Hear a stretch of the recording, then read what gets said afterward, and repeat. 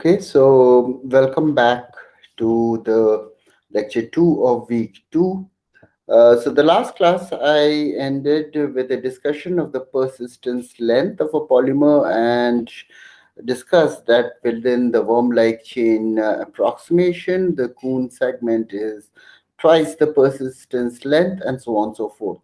So before we go on in today's class, I want to have an idea of the numbers involved. Now, for organic polymers, of course, you can have persistence lengths of 5 angstroms or 1 nanometer or 5 nanometers. And for different monomers, you can have very different persistence length depending upon the chemical bonds and so on and so forth, and the choice of the monomers of the polymer chain. But let's talk about some naturally occurring polymers that we see in nature or inside our body, like the DNA double helix. So, the persistence length of DNA double helix, naked DNA double helix, which means that it is unpacked, it is not wrapped around histones like proteins or something like that. Suppose you just have a DNA double helix without being pressed by other proteins, then the persistence length of such a DNA chain is around 50 nanometers within the W. So it's like measured, it can be measured. And just to give you the idea of the numbers in terms of, say, the number of base pairs, the monomers, let me remind you that the pitch of the DNA double helix is 3.4 nanometers, which has around 11 base pairs, right? So you can calculate how many base pairs are there in 50 nanometers. Base pairs here is ATCC, like the kind of monomers for the DNA. And the Kuhn length is twice the persistence length. And if you calculate it, you will find that it has around 300 base pairs, right? And that's the length of a Kuhn segment. So if you look at a bacterial DNA, which has around 4 million base pairs at least, if not more, then the question is whether you can do polymer physics with it. And the answer is yes, if you look at the relevant length scales. If you are looking at large length scales where you are not looking at the chemistry of ATCG monomers, and suppose you are looking at segments of the chain where one Kuhn segment is around 300 base pairs or more. Just as an example, just think that 4 million base pairs, suppose you replace it by 400 monomers of a flexible polymer chain, and that's a completely valid approximation to make, because in this case, in your coarse grain, this coarse grain is where large number of base pairs is replaced by a single monomer of a flexible polymer chain. Such a monomer would have around 1,000 base pairs, and that's a completely valid approximation to consider DNA as a flexible chain, because 1,000 base pairs would have around 3 Kuhn segments, right? Just to remind you that the LP, the persistence length of actin molecules, is order of microns, and for microtubules, so those are self-assembling rod-like chains which are found within the cell. It can be as long as millimeters. So it's a really rigid rod, even at the scale of a cell, which is order of tens of microns length scale. So this will give you an idea of the numbers, right? Atoms are angstrom, monomers or maybe 5 angstroms or whatever, but here you have microtubule rods, self-assembled rods of the scale of millimeters. Coming to the topic of today's class, which is the radius of gyration. This is a quantity which you come across very regularly in polymer physics, and radius of gyration gives a better estimate of the size of a polymer chain than the end-to-end distance square statistically averaged. And why is that? That's because the RG squared statistically average is basically given as 1 by n, summation over I equal to 1 to n, sum over all monomers, the radius vector of any of the monomers. So suppose this red thing is a one polymer chain. This is the first monomer. This is the last monomer. Then basically along the length of the contour length of the chain, you have many monomers, and I essentially is the ith monomer, and this is the radius vector from the origin. And Ri minus RCM. What is RCM? It is the center of mass vector. So the difference of this, sum over all the monomers in the chain whole square, and 1 by n is the radius of gyration whole square, right? And then you have to statistically average it. Now, this assumes that all the monomers in the chain are identical and of mass m. However, so if the monomers of the chain are not identical, then you have to consider basically weighted average with a mass. Then the radius of gyration square for a particular conformation would be 1 by n into the mass into Ri minus RCM whole square, just this, but now weighted by the mass. And this would in turn would be the sum of the mass of all monomers, or capital M is the mass of the entire polymer, which is the center of, which is basically the sum of the mass of the individual monomers, right? But if all monomers are identical and of mass m, then basically this would come out, and you can do the what you could do is basically write down the radius of gyration square by this formula. Now, what is the expression for the center of mass vector? It's 1 by n, sum over all monomers, and the basically the sum of all the radius vectors from the origin.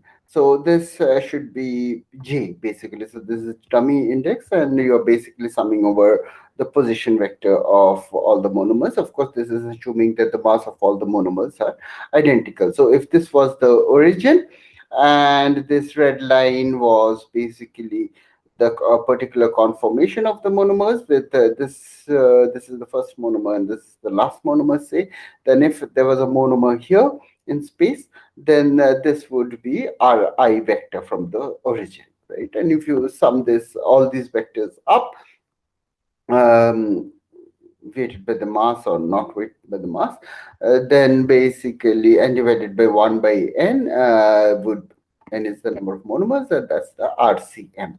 Then what is radius of gyration is basically take each the radius vector of each of the monomers subtracted by the center of mass radius vector whole square, so that it becomes a scalar quantity, and sum over all the monomers. Okay, but so that's the expression of radius of gyration. But we did our statistical physics up till now in terms of the end-to-end distance, right? So can R of G, radius of gyration square, if you measure that, and actually in the scattering experiments, this is the quantity that you get to measure, then can you relate it to the end-to-end vector, or the distribution of the end-to-end, the mean end-to-end distance, and so on and so forth? Because, that's what we have been discussing till now, and are they related? And actually, for a linear polymers chain, it's a very simple relation, and that's what we are going to derive next. Okay, so R of G whole square for a particular conformation. So note that what the quantity which really makes sense is the average is over the statistical average. I mean, if you like, the time average or the ensemble average, and of course in statistical physics the two are equal. Uh, But anyway, for a particular conformation, suppose you have this conformation, the radius of gyration square can be written as 1 by n. So basically, I'm just writing the same expression, except that we're expanding it. So it's Ri square minus 2 Ri dot RCM plus RCM whole square, right? And as I said, for a particular instant of time at a particular conformation, So basically, what we are going to do is put the summation sign in and do some simple manipulations. And for this is done here.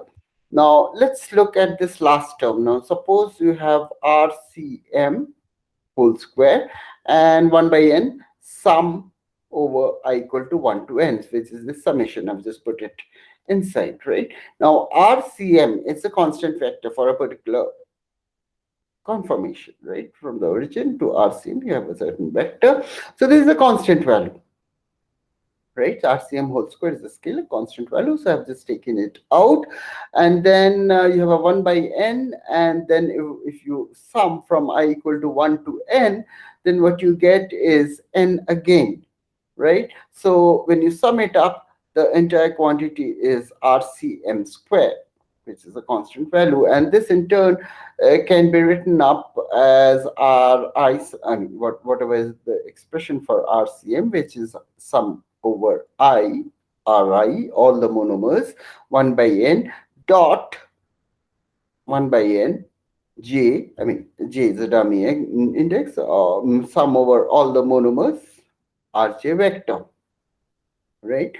And so basically here you have n terms and here you have n terms. So what you could do is write as 1 by n square, I equal to 1 to j, 1 to n, j equal to 1 to n, ri dot rj. And this will give you n square terms, right? So this will give you n square terms. Now, if you write this, so if you take this term and put in the uh, summation inside the brackets, then what you get is minus 2 by n ri sum over I equal to 1 to n, right, into RCM. Now, I've just written RCM as 1 over m j equal to 1 to n Rj, which is the expression for RCM. And then, of course, you have sum over Ri as well, right? So what do you have? So you have this n square. So you have a 1 by n. So you have minus 2 by n square Ri sum sum of I equal to 1 to n j 1 equal j equal to 1 to n rj, which is very similar to this. And then you get basically minus 2 by n square I equal to 1 to n, j equal to 1 to n. So sorry, this shouldn't be n to n, but 1 to n, right? And so it's a very similar looking expression, except that you have minus 2 by n square sitting here, right? And this is again basically you have n squared terms just like this. What about the first term? The first term is basically Ri square sum over 1 to n, right? Now this you are going over all vectors, right? So this is a constant quantity and you are just multiplying n in the numerator and n in the denominator. The n into numerator can be written as j equal to 1 to n into 1, right? We're just adding 1 n times. That's all that I have written. And then, so that's n again, right? And this is a constant value because you have summed over all possible Ri vectors for a particular, with this we're working with a particular conformation. So it's a fixed value for a certain conformation. As a consequence, since this is a constant, you can just bring it in, right? I mean, we're just exchanging. This is a dummy index. You can just bring it in. This is a constant value. And then in turn, this can be written as j equal to 1 to n, I equal to 1 to n, which is this, and n square is being taken out. So this expression, finally, this is written here, j equal to 1 to n, I equal to 1 to n, 1 by n square. You add these two things up, and what you get is Ri Rj, which is this sum of this and this term, and Ra square from here. And you have a double summation. Okay. Now, so I have just written this expression again here, right? And now you notice that basically this is a double summation, and these are what I have done is write a half here and split it up. So here, so basically all that I have done, j equal to 1 to n, I equal to 1 to n, Ri minus Rj, sorry, this should be Ri Rj, and this is again wrong, just like this, right? Uh, all that I have done is exchanged the indices. So Rj square minus Rj, and this is Ri. So the this index is Ri square, and this should be again Ri Rj. So basically the identical, and then basically I've put in a half term because I have put in two identical terms here, right? And I've taken out n square as a consequence. These two terms can be combined as Ri square plus Rj square, and this are combined to give you minus 2 Rj dot Ri, right? And this in turn can be written as 1 by 2 n squared, j equal to 1 to n, j equal to 1 to n, I equal to 1 to n. So so this I goes from 1 to n, this j goes from 1 to n. So Ri minus Rj whole square. So what is happening? You are choosing each monomer, the radius vector of each monomer, subtracting out or minus Rj of all other monomers, including itself, right? Whole square, and you have a double summation. So, so basically, so since each I is going to run to n, and again j is also going 1 to n, each combination of I and j will come twice, right? So because once suppose this is equal to 2 and j is suppose 4, right? So that which is possible because you're taking each value of I and then going over all the monomers in the chain. But similarly, you will also have a case where you have I equal to 4 and j equal to 2, right? So hence each term is double counted. So, so since each term is double counted, you replace this double counting and use that to remove this 2. So a double sum over all possible pairs of I and j values is replaced by a single sum over all possible pairs counted only once, and then you get rid of this factor of 2, right? So what you have is every pair of monomers, take the vector from the origin, subtract it, whole square, okay? Sum I equal to 1 to n, j equal to 1 to n, but counted only once. To remind you of that, you have this star symbol here, and that is going to give you radius of gyration square for a particular conformation. So now if you want to go to the continuum limit of monomer coordinates from the discrete, suppose you have a very long chain, and instead of I going from 1, 2, 3, 4, it is basically a continuous variable. Of course, the monomer length has to remain fixed, so you do this, move from the discrete index to the continuous coordinates, so that the total length of the chain remains fixed.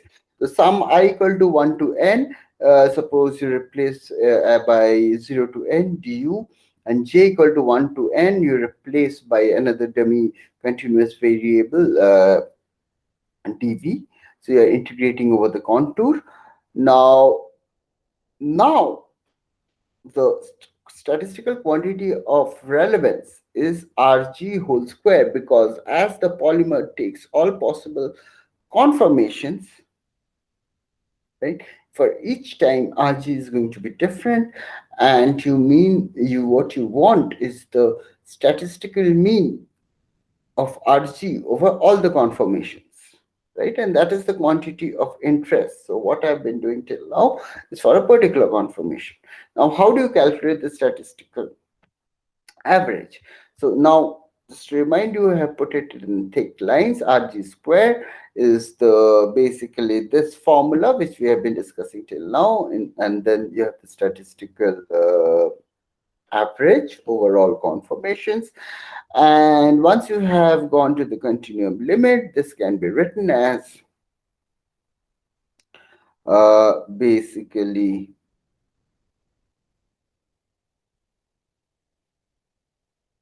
I don't know whether I made a mistake, 1 by n square.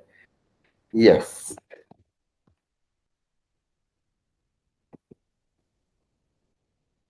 Uh, this n square here should be n square. And these two integrations, the summations are two integrations over u and v.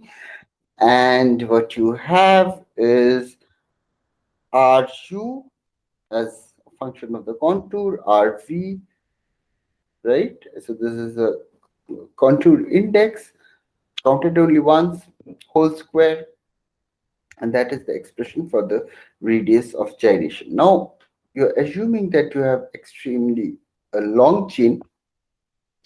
So this is Ru, this is Rv. So what you're doing is going to each value of u as you move along the contour. Now you have to count this only once. So from here you count the rest of the polymer. So V varies basically from R. So basically as you go from the first monomer along the contour to uth monomer, right? So and that gives the Ru. And from here you go to all the other monomers along the chain. So from U to the end. So V varies from U to, to the end of the polymer chain, right? And you assume that you have a random walk of Kuhn monomers, so it's a flexible chain, and also that the chain between the segment U and V, that itself is doing a random walk in 3D space. Or if you have a random walk in 2D, then you have a random walk in 2D, right? So Ru minus Rv, you assume, so basically between these two segments, you assume they are fairly separated far apart, and this you replace by random walk statistics when you take the expectation value.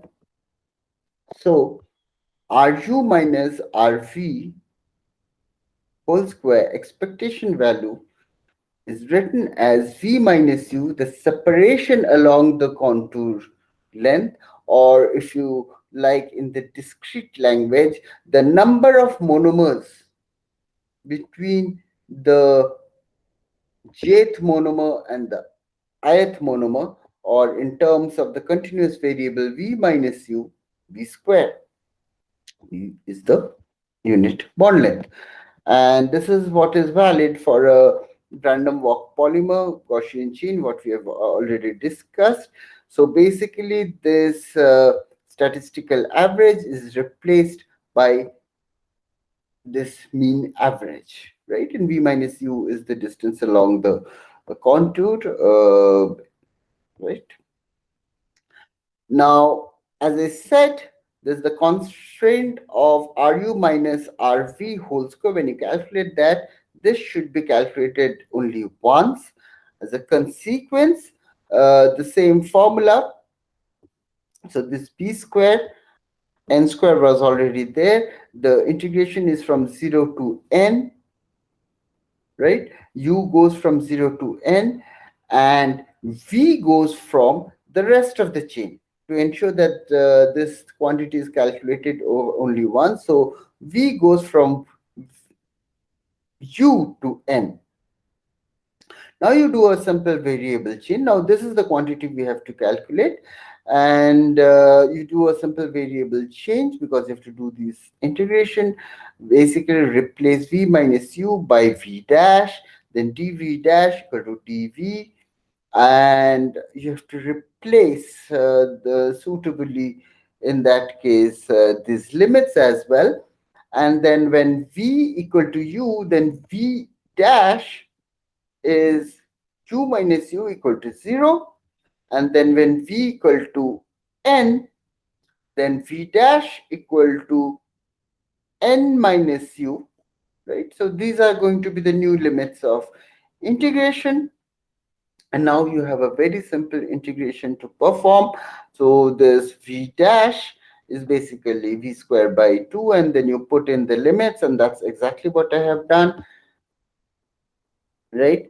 And then you have a single integration 0 to n minus u whole square du, and this is the prefactor. And when you carry this out, all that you have is basically rg square expectation value is, this was the prefactor, and this is the value of the integral, and this is nb square by 6. What was nb square? It was the statistical mean of the end-to-end vector, right?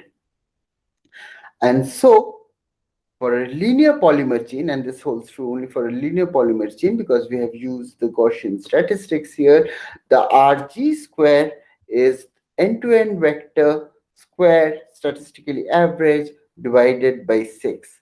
And so this quantity is a better estimate of the chain size. It takes into account the distribution of all the monomers of the chain rather than only the distribution of the end-to-end, the first monomer and the last monomer. And this is the quantity that you can calculate, that you can experimentally measure from scattering experiments, or suppose even diffusion and experiments. So experimentally, how to determine Rg, we are not going to discuss in these 8 or 9 lectures, but this is the quantity which is of relevance, which is calculated, which gives you a very better estimate of the size of the polymer chain.